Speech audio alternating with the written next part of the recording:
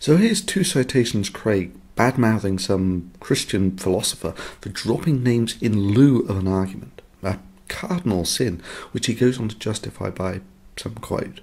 Now, Professor Ludemann is not a philosopher. He's a New Testament theologian.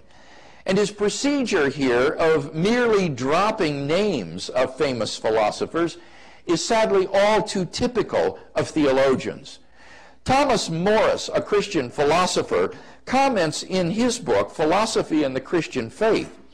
What is particularly interesting about the references theologians make to Kant or Hume is that most often we find the philosopher merely mentioned, but we rarely, if ever, see an account of precisely which arguments of his are supposed to have accomplished the alleged demolition.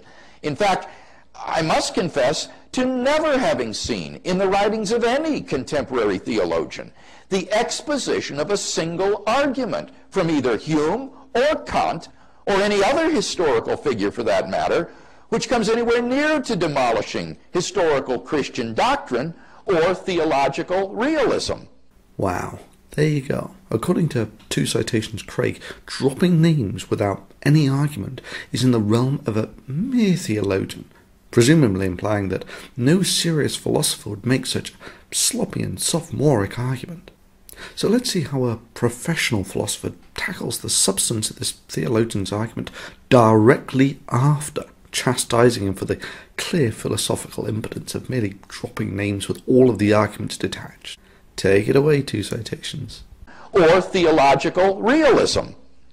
Hume's argument against miracles was already refuted in the 18th century by Paley, Less, and Campbell, and most contemporary philosophers also rejected as fallacious, including such prominent philosophers of science as Richard Swinburne and John Earman, and analytic philosophers such as George Mavrodes and William Alston.